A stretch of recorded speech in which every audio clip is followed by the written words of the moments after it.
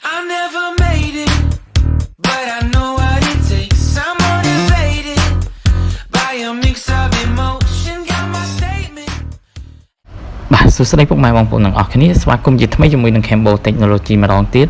បាទថ្ងៃនេះ Cambo Technology សូមបង្ហាញពុកម៉ែបងប្អូនទាំងអស់គ្នានៅរបៀបភ្ជាប់គម្រោង Smart ThomMorng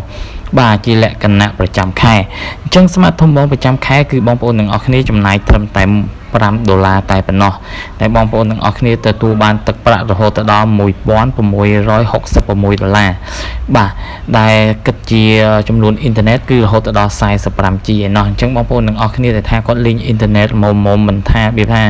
មិនលេងអ៊ីនធឺណិតច្រើនណាគឺ$5គឺលេងអត់អស់ទេបងប្អូនទាំងអស់គ្នាតែសម្រាប់ខ្ញុំគឺខ្ញុំលេងប្រហែលជាកន្លះខែប្រហែលជាអស់ហើយមើលទៅព្រោះខ្ញុំ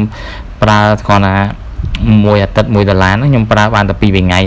តែសម្រាប់ខ្ញុំគឺខ្ញុំប្រើអ៊ីនធឺណិតច្រើនអញ្ចឹងសម្រាប់បងប្អូនទាំងអស់គ្នាគាត់លេងល្មមគឺលេងអត់អស់ទេបងប្អូនទាំងអស់គ្នាអញ្ចឹងយើងចូលមកទាំងអស់គ្នារបៀបភ្ជាប់ Smart ThomMorng ហ្នឹង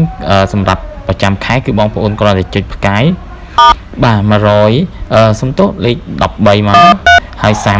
33ហើយផ្កាយទៀតមកលេខ5ហើយត្រង់ជ្រូកបាទអញ្ចឹងបងប្អូនទាំងអស់គ្នាចុចបញ្ជូនទៅគឺបងប្អូននឹងភ្ជាប់គម្រោង Smart ThomMorng នេះបានហើយបងប្អូនទាំងអស់គ្នាដែលថាគឺបងប្អូននឹងទទួលបាន$1666ក្នុងរយៈពេល1ខែនេះបងប្អូនទាំងអស់គ្នាអញ្ចឹងអ្នកប្រើល្មមគឺប្រើអត់អស់ទេបាទហើយចំណែកបងប្អូនទាំងអស់គ្នាដែលថាចង់ឆែកមើលថាចំនួនទឹកលុយយើងមានប្រមាណពេលយើងប្រើហើយគឺបងប្អូនទាំងអស់គ្នាអាចឆែក10ផ្កាយ1300មកបាទហើយផ្កាយទៀតមកហើយនឹង8 3ដើមបាទហើយចុចត្រង់ជ្រូកទៅហើយបញ្ជូនបាទយើងចុចបញ្ជូនទៅវានឹងលោតមកហើយគឺលោតមកពីលើនឹងជាលក្ខណៈបែបហ្នឹងនេះសម្រាប់ខ្ញុំភ្ជាប់